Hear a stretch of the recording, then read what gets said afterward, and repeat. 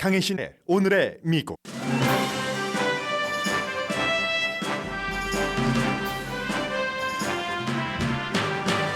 여러분 안녕하십니까? 오늘의 미국 강혜신입니다. 네, 오늘의 미국 시작하면 여러분들께 헤드라인을 불러드립니다. 그러나 이제 이게 몇 번째인가요? 아니면 처음인가요? 잘 기억나지 않는데 일을 하다 보면 정말 열심히 했는데도 마지막 마무리를 못할 때가 있습니다. 제가 오늘 헤드라인을 쓰지 못하고 들어왔습니다. 다 썼는데 맨 앞에 부분을 마무리를 하지 못했거든요. 그래서 때로는 뭐 이런 일도 있지 하는 생각도 들고, 그리고 오늘 뉴스를 준비하면서부터 여러 가지가 저에게는 조금 얽히기도 했고 복잡하기도 했고 하는데, 맨 앞에 전해드릴 만한 오늘의 미국의 탑 뉴스라면 연방 대법원에서 아침에 아주 중요한 선거에 관한 판결을 내렸고요. 그리고 어제 오후부터 지금까지 모든 방송에서는 트럼프 전 대통령의 오디오 음성을 들려드리고 있습니다. 많은 분들께. 그래서 이제 그 두 가지가 탑 뉴스가 될 텐데, 그 두 가지를 맨 위에 올리기에는 너무 재미가 없을 수도 있겠다, 이런 고민을 하고 있었거든요. 그러다가 헤드라인 순서를 잡지 못했고 헤드라인도 없이 시작하게 됐습니다. 그래서 오늘은 여러분들께 아마 처음이자 마지막으로 제가 쓴 단편 소설을 소개를 해드리면서 오늘의 미국을 시작하려고 합니다. 주제가 가장 핫한 뉴스 가운데서 골랐기 때문에 다큐멘터리 비슷한 단편 소설입니다. 그리고 이 소설을 쓴 이유는 사실이 너무 방대하고 모호해서 1시간 내내 방송을 해도 여러분들께 촉박하게 이것이 이것이다 하고 보여드릴 수 없는 것 같은 그런 이야기이기 때문에 모든 디테일을 어차피 담지 못할 바에야 윤곽에라도 초점을 맞추자 해서 쓴 단편 소설이고요. 사실은 작정하고 쓴 건 아니고 쓰다 보니 이렇게 됐습니다. 이슈 자체는 제가 이 이슈를 이렇게 정리를 하면서 참 북한과 비슷하다, 중국과도 비슷하다, 민주주의가 아닌 국가에서 일어나는 일들은 우리가 이렇게 명확하게 아무리 세계에 수많은 전문가가 있다 할지라도 파악하기 어렵겠구나, 인생이 이런 거구나 하는 생각을 했습니다. 러시아 사태입니다. 이 러시아 사태를 중요한 내용들을 이렇게 정리를 해드리면서 시작이 그랬고 지금 여기까지 왔으니까 그 앞으로는 어떻게 될까 하는, 뭐 완전히 팩트이기도 하고 저의 감상이 들어간 것이기도 하고 한 것을 대강 마무리는 못했는데요. 아무튼 읽어드리겠습니다. 감옥에서 수감 생활을 하다가 풀려난 예브게니 프리고진이 세인트피터스버그에서 핫떡 장사를 하다 수완이 좋아서 식당을 차렸고, 그 식당에 푸틴이나 루카센코 같은 미래의 러시아 대통령, 미래의 벨라루스 대통령이 드나들면서 그들의 손님 접대를 극진히 하다가 군부에 음식을 납품하는 캐더링을 하게 됐습니다. 푸틴의 요리사로 불리면서 푸틴이 필요한 일을 그때그때 프리고진이 처리하게 됐는데, 며칠 전에 반란을 일으켰다. 24시간도 안 돼서 반란을 접은 용병대장 바그너 대장 프리고진을 얘기합니다. 미국 대선에서는 그가 인터넷 회사를 만들어서 댓글 부대를 동원해 러시아의 인권을 말하는 힐러리 클린턴을 떨어뜨리고, 푸틴에 대해서는 왜인지 모르지만 천재라고 극찬하는 트럼프 당선 운동을 하다가 2018년 미국에 의해 기소됐습니다.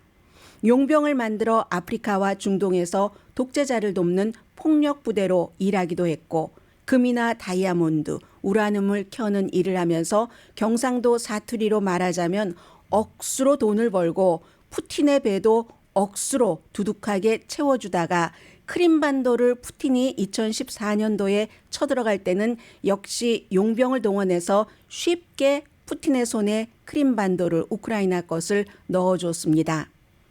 우크라이나 전쟁에는 처음에는 개입하지 않았지만 프리고진이 국방부 소속 정규군이 맥을 못 추자 투입돼서 바흐무트를 접수하고 러시아 민족주의자들에게는 영웅이 됐습니다.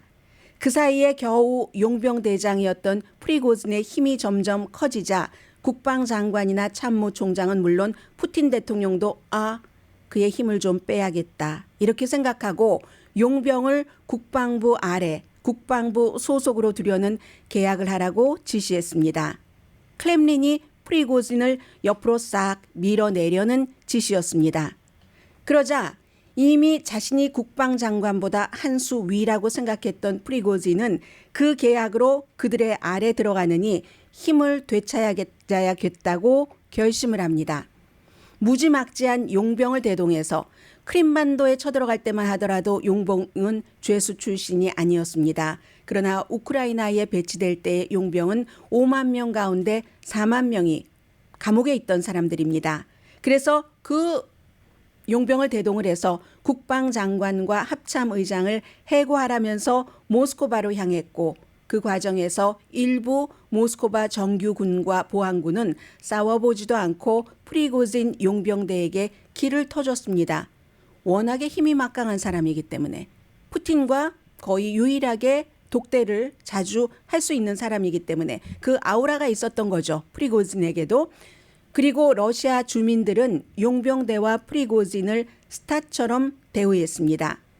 모스크바 진격 200km, 120마일을 앞두고 드러난 것처럼 푸틴의 졸병 비슷한 벨라루스의 교활한 대통령이 중재 내지는 저는 거래라고 부릅니다. 이 거래를 한 것인지 아니면 푸틴의 바디가드 등이 힘을 쓴 것인지 루머에 따르면 그런 루머가 더 강합니다. 프리고진은 진격을 중단하고 용병들에게 원위치로 돌아가라고 명령하고 자신은 반역자 혐의도 기각되고 벨라루스로 갈 수 있는 허가증을 받았습니다. 오늘 아침 벨라루스에 그가 탄 전용기가 도착했습니다. 엄청난 부자입니다. 아무튼 이 허가증은 벨라루스로 가는 또 모든 혐의가 기각되는 반역죄 등이 허가를 받았다 아니다가 어제 오후까지 계속되다가 오늘 아침에는 혐의 기각이라고 러시아의 이 관련 부처에서 밝혔습니다. 그의 용병들은 벨라루스로 갈 수도 있고 집으로 돌아갈 수도 있고 러시아 국방부와 계약을 하고 우크라이나 전사로 다시 싸울 수도 있습니다. 블라디미르 푸틴은 국방부의 정규군이 하지 못하는 특수군조차 하지 못하는 그 용맹성을 가진 바그너 용병을 포기하고 싶지 않을 겁니다. 프리고진은 모스크바로 진격할 때도 푸틴은 비난하지 않았고 협상이 끝난 뒤에도 푸틴의 권력을 전복하기 위한 게 아니라 국방장관과 참모총장이 자신이 이끄는 용병의 등에 칼을 꽂으며 공격한 데 대한 시위였다고 얘기를 합니다. 기다리고 기다리다 마지막으로 용병 33명이 러시아군에 의해서 죽음을 당하고 나서야 모스크바로 진격하게 됐다는 게 프리고진의 주장입니다. 푸틴이 아니라 본인은 러시아의 국방부의 리더십의 전복을 원했다는 말입니다. 이렇게 11분 동안 어제 프리고진이 오디오로 먼저 발표할 때까지만 하더라도 이걸 소셜미디어에 올렸고 본인이 어디 있는지는 밝히지 않았습니다. 그리고 이제 벨라루스로 갔습니다. 벨라루스로 가서 벨라루스 대통령이 좀 전에 얘기하는 걸 들어보니까 이 사람들이 너무나 많은 무기를 갖고 있는 사람들이고 그리고 용맹한 사람들이기 때문에 어떻게 할 것인가. 벨라루스는 러시아와는 달라서 이 바그너 부대들이 길에서 무기를 차고 다닐 수도 없고 그러나 또 사람들은 뭐 그렇게 해서 어떻게 되는 거야 의심도 하기도 하고 벨라루스 루카센코 대통령이 그들을 위한 센터를 만들지도 않을 것이며 벨라루스에서 프리고진의 용병대 바그너는 아무것도 하지 않을 것이라고 거듭 강조합니다. 푸틴의 경우는 내전은 막았습니다. 그리고 그가 권좌에 있는 것도 분명하지만 용병과 국방부 사이의 암투 막지 못했으니 군 통수권자로서 가장 중요한 임무를 하지 못한 셈입니다. 로스앤젤레스 시간으로 어제 오후 48시간 만에 다시 푸틴이 등장을 했는데 아주 화가 난 모습이었습니다. 이 사태는 끝났고 러시아인들이 자신의 리더십 중심으로 뭉쳐서 끝낼 수 있었다면서 특히 군을 굉장히 치하했고요. 반란 주모자를 비난했습니다. 이건 조금 돌이켜서 생각해 볼 만한 문제입니다. 프리고진의 이름을 말하진 않았지만 반란 주모자들에게 다시 한번 뭔가 못을 꽂은 듯한 그런 말을 했습니다. 한 번도 프리고진의 이름은 입에 담지 않았습니다. 정규군이 하지 못한 바흐무트 점령을 용병대장인 그가 했는데 그래서 사람들이 그를 추앙하는데 국민이 추앙하는 프리고진을 푸틴도 벌할 수가 없습니다. 지금은 앨리스트 지금은 푸틴은 모스코바의 엘리트들 그리고 지방 엘리트들이 그를 떠나지 않았기 때문에 권력을 지킬 수 있었습니다. 그러나 반란 초기에 가혹한 처벌을 하겠다고 공약을 했었고 그 가혹한 처벌을 하지 못한 독재자가 주는 두려움의 아우라는 무척 옅어졌습니다. 그 아우라가 옅어졌다는 것은 원래 푸틴 대통령이 마이크만 잡으면 몇 시간은 기본인데 그 말하기 좋아하는 푸틴이 어제 대국민 연설을 5분 짧게 끝냈다는 것에서 그의 아우라도 많이 얇아졌구나 느낄 수 있었습니다. 바이든 대통령은 강조를 합니다. 미국과 세계를 향해서 미국과 동맹국은 이번 반란과는 상관이 없다고 말합니다. 러시아 내부의 권력투쟁이고 미국은 아무 역할도 하지 않았다. 다만 미국 정보국은 모든 것을 이 반란이 일어나기 전에 알고 있었다는 것은 분명합니다. 미국은 개입하지 않았고 아직은 어떤 일이 일어날지 알기는 결론을 내리기는 이르다고 바이든 대통령이 어제 백악관에서 얘기를 했습니다. 물론 미국이 여러 가지를 앞뒤로 재고 평가는 하고 있지만 분명하게 어떻게 시작돼서 협상 내지는 거래가 어떻게 누구에 의해서 이루어졌으며 내용은 무엇이고 앞으로 프리고진과 용병 바그너는 어떻게 할 것인가에 대해서 예측하기 이르다는 겁니다. 이 짧은 24시간도 채 되지 않은 반란이 23년 동안 대통령으로서 총리로서 온갖 영화와 권력을 누려왔던 푸틴의 지위를 약화시킨 것은 분명하고 그러나 그가 이로써 완전히 권력을 내놓게 될지 아니면 우크라이나 침공에 어떤 영향이 미쳐질지 전개될지는 알 수 없습니다. 우크라이나의 볼로디미르 젤렌스키 대통령은 어제 동부와 남부 전선을 방문하고 군대는 우크라이나 군대입니다.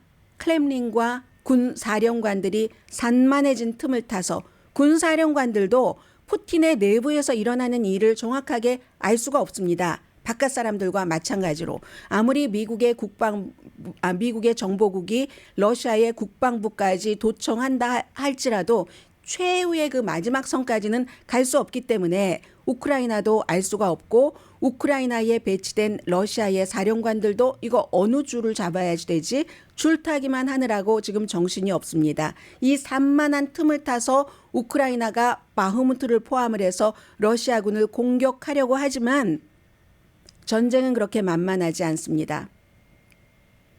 반격을 시도하기도 했습니다. 그러나 우크라이나 군의 앞길에는 가는 족족 지뢰로 그 앞길이 막혀 있었습니다. 푸틴의 다시 꿰매기가 어떻게 될지 지금 세계가 지켜보고 있습니다. 오늘의 미국도 마찬가지입니다. 그리고 미국 공화당 내에서는 아주 드러내놓고 노골적으로 러시아를 블라디미르 푸틴을 지지하고 우크라이나를 뒤로 내천 그런 정치인들이 여럿 있습니다. 그런 사람들의 움직임이 어떻게 될지도 알 수 없습니다.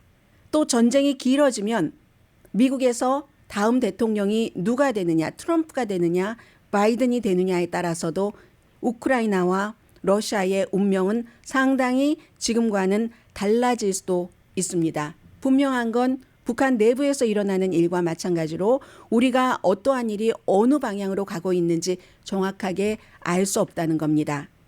푸틴의 측근인 프리고진이 용병을 앞세워서 푸틴이 원해서 만들었던 푸틴의 창조물입니다. 프리고진이건 용병이건. 그렇게 해서 프리고진이 라이벌에게 돌진한 것은 푸틴이 이들을 국방부나 프리고진, 용병 대장을 장악하는 힘이 보기보다는 약했다는 건 분명합니다.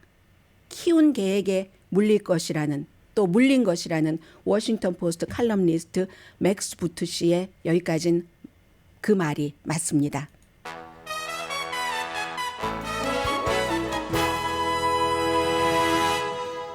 소설 읽어드린다고 하고 하다 보니까 중간부터 뉴스 됐어요.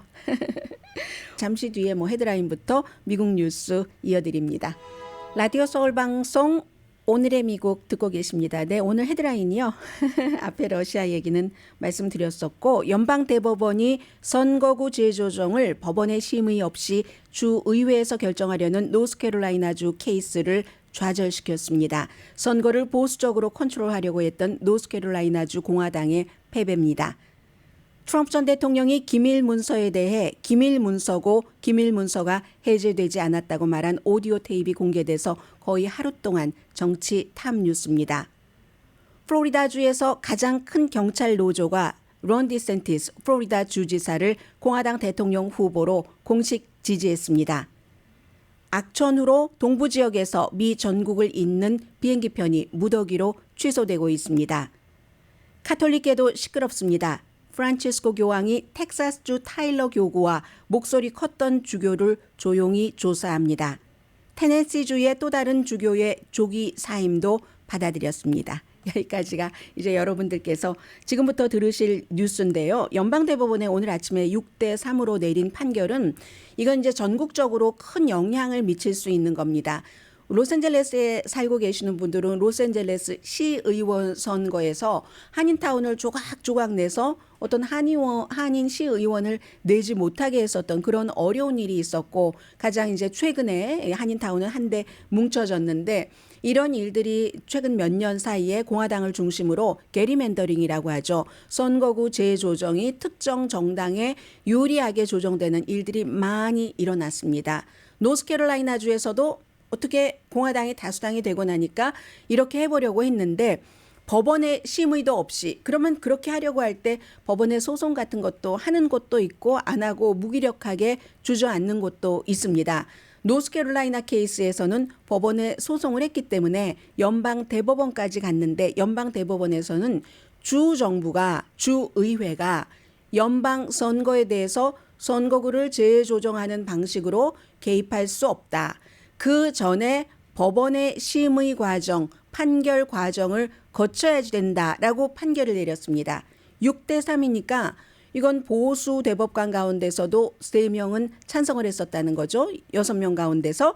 그래서 노스캐롤라이나 주의 공화당들의 주장은 무엇이었냐면 연방 헌법은 연방 선거구를 규제할 권한을 주정부에 줬다는 겁니다. 주정부에 그 권한을 줬다 하는데 연방대법원은 그렇게 해석하지 않은 거죠. 최종적인 해석은 어차피 연방대법원이 하기 때문에 그래서 이제 연방대법원의 대법관들이 너무 중요한 거고요. 존 로버트 대법원장도 역시 6대3의 다수 6에 속했는데 판결문을 썼는데 한마디로 헌법은 노스캐롤라이나주의 공화당 의원들의 해석과는 다르다는 거죠. 헌법에서의 선거 조항이라고 하는 것은 주정부가 독립적으로 사법 리뷰를 하도록 허용하지 않는다. 사법부가 이게 이제 무슨 문제가 있다고 할 때 상대에서 항의를 할 때는 사법부가 심의하는 과정을 거쳐야지 그 과정 없이 주의회에서 결정할 수 없다라고 판결을 내렸습니다. 이 판결은 바이든 행정부에서 엄청 좋아하겠죠. 만약에 이 노스캐롤라이나주의 주 의원들이 하는 것은 뭐 이름이 있는데요. 아무튼 독립적인 주 입법 이론이라고 부릅니다. 독립적인 주 입법 이론. 주가 독립적으로 할 수 있다.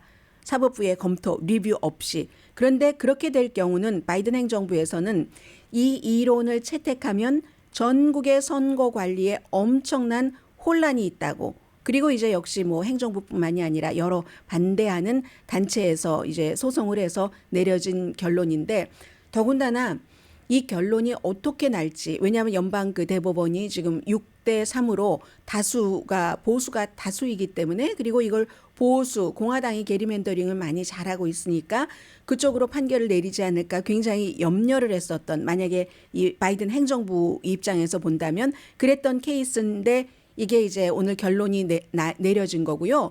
그러면 노스캐롤라이나주에서뿐만이 아니라 연방 선거에 대해서는 뭔가 문제가 있을 때 선거구 재조정 같은 것 할 때 법원의 개입 없이 할 수 없다는 게 다른 주까지 다 퍼지게 되는 그런 점에서 지금 굉장히 중요하고요. 결국은 연방 선거를 통제하려는 공화당의 가장 대담한 시도가 기각됐다. 이건 더 힐의 표현입니다. 이 판결에 대해서. 그리고 이제 오늘 또 중요한 것이 트럼프 전 대통령이 지금 기밀 문서를 대통령이 끝나고 나서 뭐 허락 없이 가지고 가고 있냐고 할 때는 없다고 했고 돌려달라고 할 때는 없는데 뭘 돌려주냐고 했고 하다가 결국은 1년 반이 넘어서 영장까지 발부받아서 연방 수사국이 플로리다만입니다. 뉴저지 골프장은 수색하지 않았어요. 그곳에서 굉장히 많은 것을 이제 가지고 나왔고 중간중간 돌려주긴 했어요. 돌려줬는데도 64박스를 가지고 있었는데 그것도 기밀이 아니고 하나도 없다고 하고 하다가 결국은 얼마 전에 특별검사가 기소하기 직전에 여러분들께 보도를 해드렸던 게 트럼프 전 대통령 본인 자신이 그것 기밀인 줄 알면서도 가지고 있었고 이젠 대통령이 아니기 때문에 기밀이 해제할 수 없다는 내용의 오디오가 있었다 했잖아요. 그 오디오를 어떻게 CNN이 입수를 했네요. 어제. 그러니까 당연히 이런 경우에는 CNN이 입수했지만 모든 방송이나 신문이 공유할 수밖에 없어지는 겁니다. 저는 트럼프 전 대통령의 목소리까지 들려드리지는 않겠어요. 뉴저지 본인의 골프장에서 2명의 보좌진과 2명의 이제 트럼프 전 대통령을 만나러 온 사람입니다. 그 2명의 사람들은 마크 메도우즈라는 마지막에 비서실장의 책을 쓰는 대신해서 쓰는 사람들이었는데 그 사람들에게 트럼프 전 대통령이 왜 이제 이런 게 이제 들키게 됐냐면 말하자면 마크 밀러 전 합참 마크 밀러 전이 아니라 전이나 현이나 똑같은 합참 의장이 트럼프 전 대통령이 이란을 공격하려고 했다 이런 말을 한 적이 있습니다. 거기에 대해서 트럼프 전 대통령 막 보냈잖아요. 뭐도 막 전투기도 보내고 하다가 도착하기 10분 전에 돌아오게 하고 했었죠.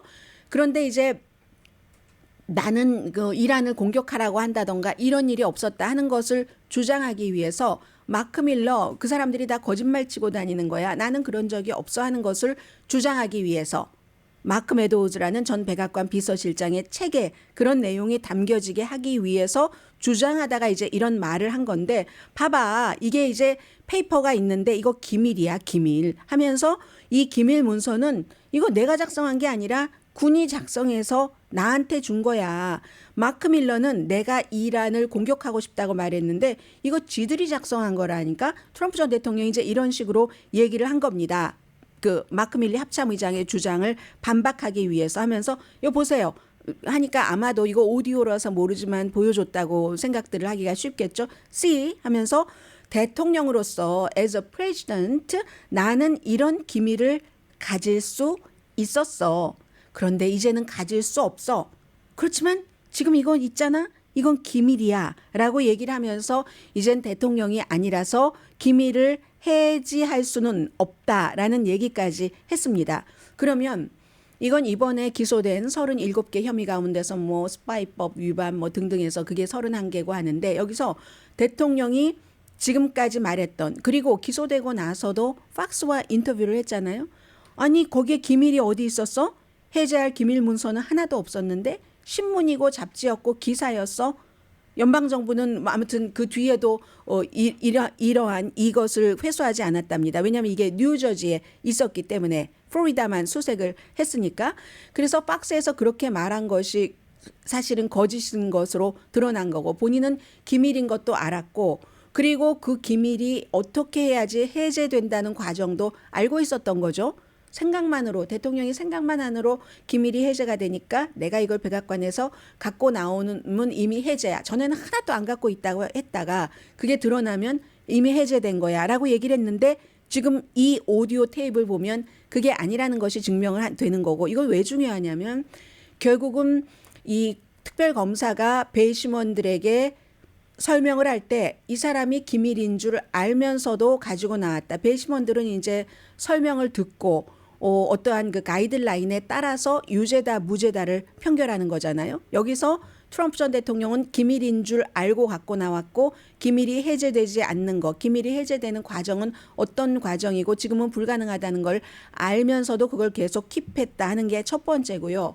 두 번째는 기밀이기 때문에 남에게 보여줘서는 안 되는 겁니다. 이 보좌진들도 마찬가지고 또 2명의 마크 메도우즈의 책을 쓰는 2사람에게도 이 국가 기밀을 보여준 거잖아요.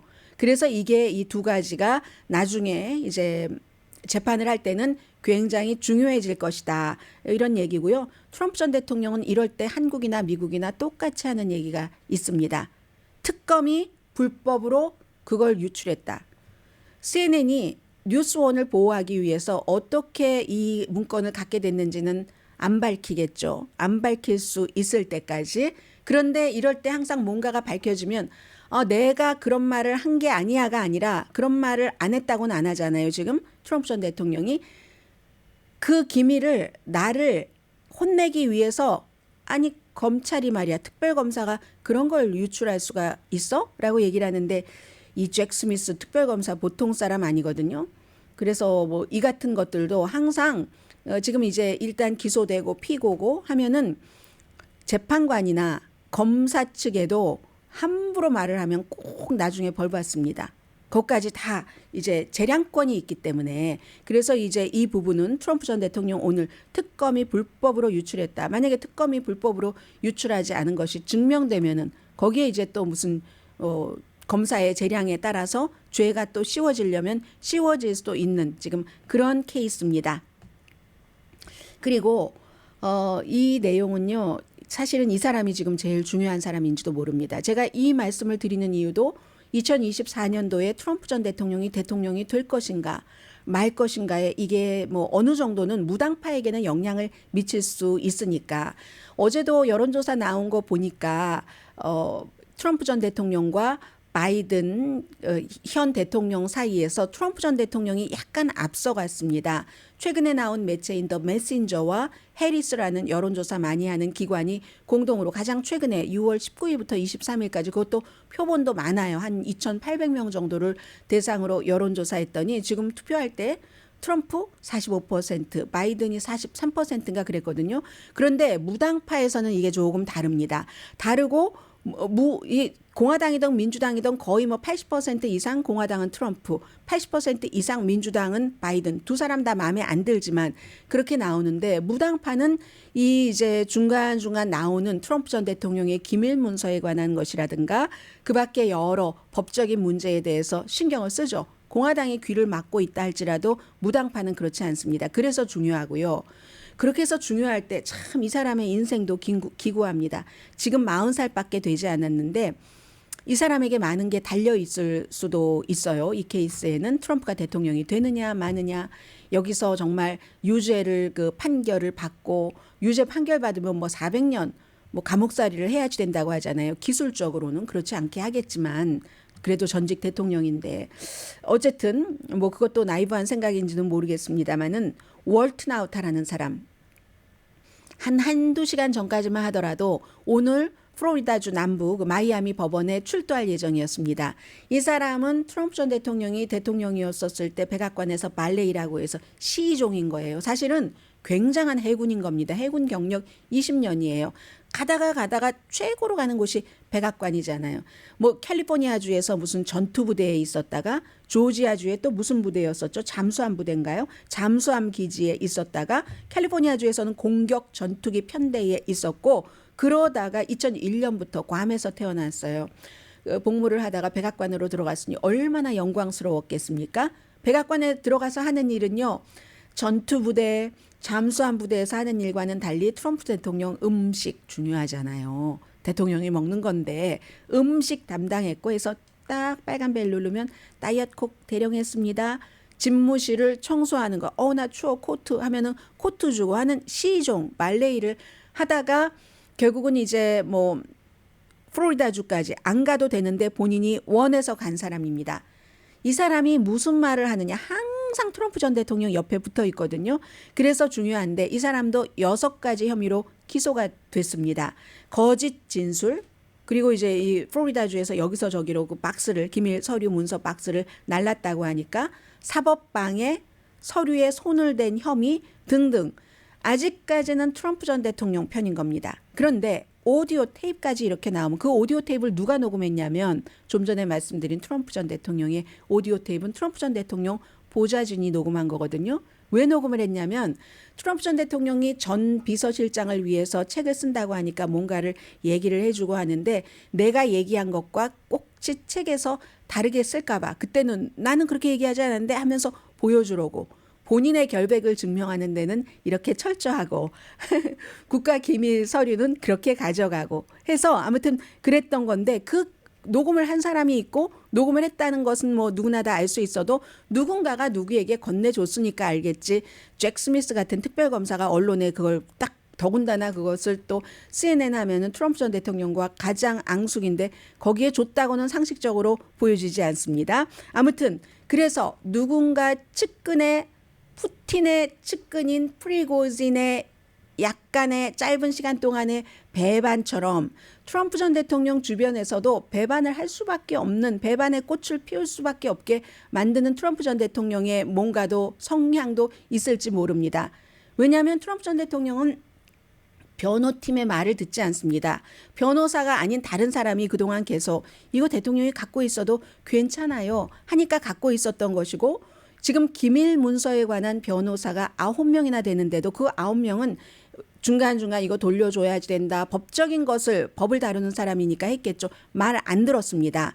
그런데 그러다가 영 그렇게 되면은 변호사들도 뒤로 물러날 수가 있잖아요. 왜 변호사 노트에서 적힌 것이 나오느냐. 트럼프 전 대통령이 네가 이거 좀 가지고 너 호텔방에 가지고 있다가 나중에 여차하면 없애버리면 안 돼? 이런 식으로 얘기하니까 변호사들도 트럼프를 위해서 최선을 다해서 클라이언트를 위해서 변호를 하지만 본인의 변호사 목이 날아가는 데까지 변호할 변호사는 그런 변호사는 거의 없지 않겠어요? 그와 마찬가지로 늘 트럼프 전 대통령 옆에서 볼펜 대령하고 콕 대령하고 이거 저기다가 좀 옮겨 다른 사람 믿지 못해서 할 때 네, yes sir 하고 박스를 옮기고 했었던 월트 나우타가 어떤 증언을 하느냐는 너무 중요한데 오늘 몇 시간 전까지만 하더라도 마이애미 법정에 출두하게 돼 있었거든요. 지난번에 트럼프 전 대통령이 법정에 출두할 때도 같이 갔지만 완전히 기소에 관한 인정신문은 이루어지지 않았습니다. 트럼프 전 대통령은 변호사가 있었지만 그는 변호사가 없었기 때문에 그래서 오늘 하기로 했는데 오늘은 또 어제 또 트럼프 전 대통령 뉴저지에 있었나요? 뉴저지에서 마이애미로 오려고 했는데 비행기가 지금 거기 엄청나게 악천후잖아요. 해서 연착이 되는 바람에 3시간 동안 공항에 혼자 앉아있고 뭐 이러다 저러다가 법원에 못 왔다고 하고 아직도 변호사가 없답니다. 변호사 없이 출두하려고 했대요. 이 사람은 지금 딜레마인 거죠. 트럼프 전 대통령 옆에 있으면 어쨌든 왜 지금까지 변호사를 구해주지 않는지는 모르지만 변론을 받을 수 있다는 그런 이미 해놓은 일에 대한 그 같은 희망은 있지만 그러나 그게 만약에 잘못되면은 엄청난 또 벌을 받을 확률이 있기 때문에 이 월트 나우타라는 사람이 지금 굉장히 중요하다는 인간의 인생에서 그냥 괌에서 태어나서 괌에 있는 식구들은 얼마나 걱정하겠어요. 그 이모가 인터뷰하는 것 보면 어머니 너무 걱정하고 하면 이 월터 나우터는 어머니에게 나 아무런 잘못한 것 없으니까 거기 뭐가 있는지도 모르고 옮긴 거고 하니까 걱정하지 마세요. 하지만 어머니가 40살 된 아직 젊은 그런 아들을 걱정하지 않겠습니까? 그래서 이제 이 사람을 지금 쳐다보고 있다 하는 거고요. 잠시 뒤에 중요한 2가지 이슈 전해드릴 것 같은데요.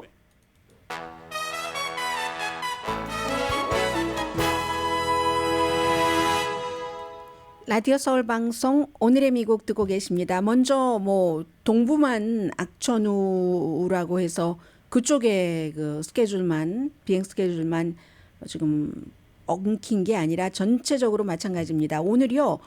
동부 지역에서 출발하는 비행기 편이 무더기로 지금 취소되고 있거든요. 제가 방송에 들어오기 전까지만 하더라도 한 850편 정도 뉴욕에 몇 군데 뭐 버스턴 이런데 한국 분들 많이 이용하시는 뭐 뉴저지주의 뉴워크 공항이라든가 국제공항이죠. 거기는 150편 정도 취소되고 취소된 비행기 편이 150편이면 지연된 비행기 편도 있다는 얘기고요. 뉴욕의 뭐 라구아디아 공항도 마찬가지고 보스턴의 로건 공항도 또 존 F 케네디 국제공항도 지금 전체적으로 비행기가 연착되고 취소되고 하고 있기 때문에 오늘 여러분들 뭐 다 확인하시는 게 좋을 것 같고요. 그리고 이게 오늘뿐만이 아니라 뭐 오대호 그리고 뭐 동부에서 남부 여기에 이르는 전체적으로 날씨 전선이 이제 동부 해안 쪽을 따라서 악천후가 가기는 가는데 뭐 화요일 밤 오늘 밤에 약간 괜찮아졌다가 그래도 막 또 내일 새벽에는 막 뭐 번개도 치고 번둥이래요. 번둥이면은 천둥 천개가 돼야 되나요? 번둥천개.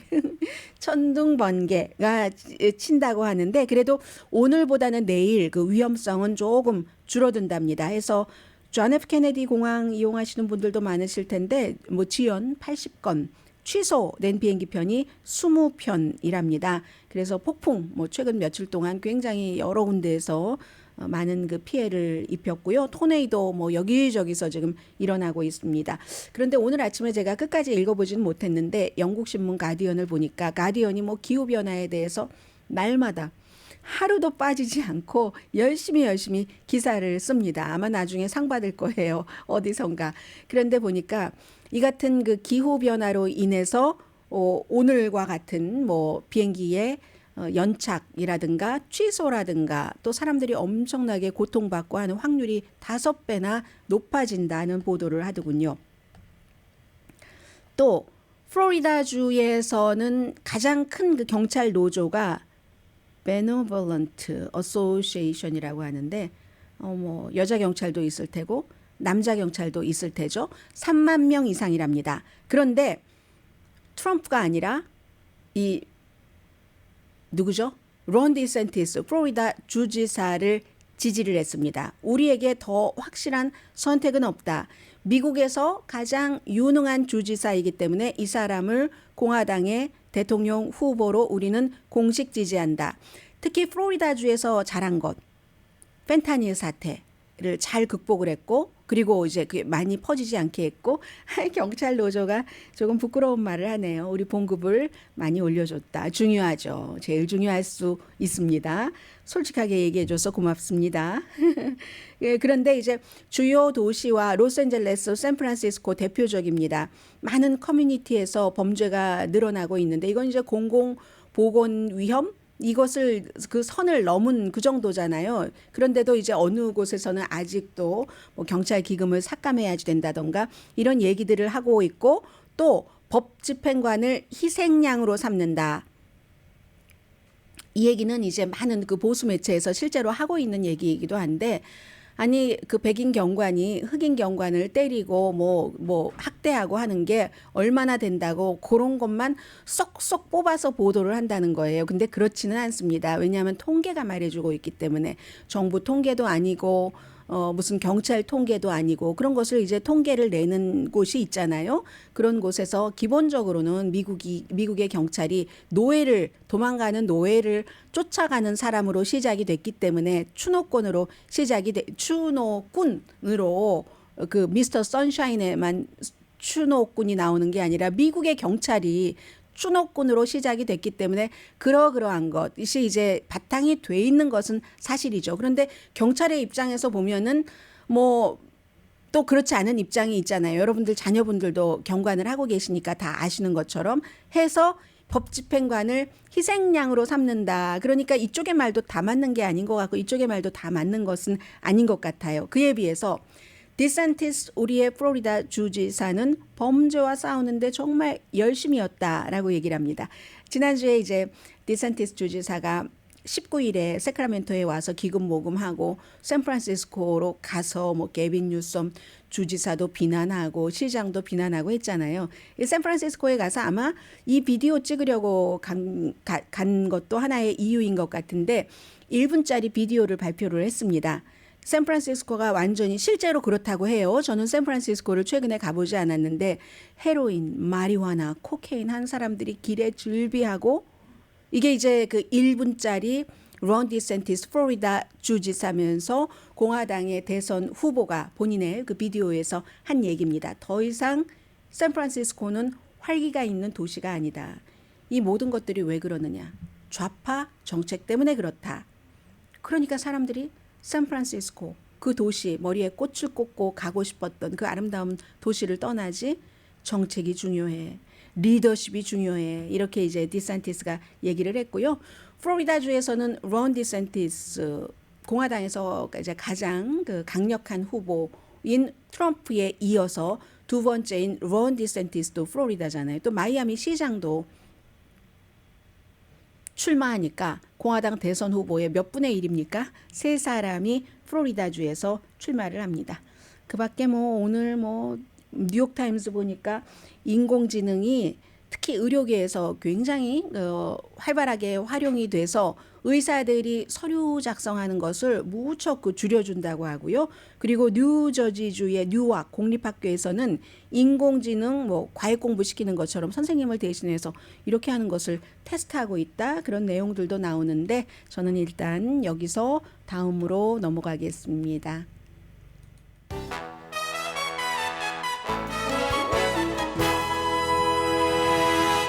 라디오 서울 방송 오늘의 미국 듣고 계십니다. 프란치스코 교황이 텍사스주의 그 타일러 교구 그리고 이제 그 교구의 주교를 조용하게 조사를 한답니다. 어떤 매체에서 표현을 그렇게 했던데요. 더 위기였던 것 같은데요. 영국의 매체. 조용히. 그런데 왜 그렇게 표현을 했냐면 대조를 하기 위해서 이 주교가 굉장히 목소리 크게 얘기를 하시는 분이거든요. 그래서 텍사스주 타일러에 혹시 살고 계시는 분 계세요? 조셉 스트릭랜드 주교를 조사한답니다. 스트릭랜드 하면 마릴린 스트릭랜드 한인 워싱턴 지역구인 10지구인가요? 11지구 민주당의 연방 하원 의원과 라스트 네임이 똑같네요. 조사를 하는데 그래서 이렇게 조사하는 거에 대해서도 지금 카톨릭 신문들이 많이 있잖아요. 매체도 있고 해서 내셔널 그 카톨릭 리포트에서는 조사한다 하고 확인을 해줬고요. 사도 방문이라고 해서 그런 일이 굉장히 드물다고 하죠. 바티칸에서 직접 말하자면 조사단인 겁니다. 사도가 텍사스주의 타일러에 가서 뭔가를 조사를 하는데 어떻게 해보려고 하다가 안 되니까 마지막에 이렇게 직접 바티칸에서 교황이 사람을 보내서 사도를 보내서 이제 조사를 하게 하는 겁니다. 64살이세요. 이분이 조셉 스트릭랜드라는 그런 주교가. 그런데 보수의 선동가, 카톨릭의 그 성직자인데 보수 그 정책의 선동가로서 너무 아주 논란을 거듭하고 트위터의 그 팔로워가 그 교구 트위터의 팔로워보다 훨씬 많은 분입니다. 어떤 때는 교황도 공격하고 민주당 정치인 공격은 당연한 거고요. 이분께 코비드-19 백신 맞지 말아라. 백신 거부하는 운동을 하는가 하면은 그래서 이제 그 교구에서 2021년도에 개인적으로 와서 기회를 주잖아요. 몇 번에 여러 가지 얘기를 하고 설득을 했는데도 소용없으니까 결국은 2023년도에 사도를 보내서 이렇게 처리를 하는가 봅니다. 그런데 사도 방문하는 게 아주 드문 일이기는 하지만 아예 없던 일은 아니고 바티칸이 테네시주의 그 넉스빌에도 12월 달에 지난해 12월 달에 사도를 보냈답니다. 이것도 몇 년을 참았대요. 몇 년을 이제 참았는데 왜 참았냐면 주교가 리처드 스티카라는 주교인데 그 리처드 스티카 주교는 65살인데 막 여러 가지 교구의 재정이라든가 성직자와 돈이에요. 재정 문제, 신부로서의 윤리라든가 여러 가지 기타 등등 학대한 이걸 또 다 드러나고 커버하고 하는 그런 것 때문에 사도가 방문을 했었고 결국은 이제 이걸 어떻게 끝냈냐면은 사임하는 것으로 보통 이제 카톨릭 주교가 75세에 사임한다고 하거든요. 그보다 이제 더 성직자 활동을 하는 경우도 있기는 있습니다만 해서 이렇게 조용하게 역시 카톨릭은 최고 대장은 그 로마 바티칸에 있어요. 글쎄 모든 일들은 뉴스를 하다 보면 어떻게 흘러가서 어떤 결론이 나올지 짐작하기가 거의 불가능합니다. 짐작을 하고 있어도 그 짐작이 틀릴 때가 많기 때문에 장담을 할 수 없습니다. 그런데 트럼프 전 대통령의 앞서 말씀드린 오디오 테이프를 가지고 It's over, game is over 라고 하는 사람도 있거든요. 그런데 저는 이 말도 확신하지 않습니다. 항상 game is over에서 얼마나 많이 불사조처럼 살아난 트럼프 전 대통령입니까? 강혜신이었습니다.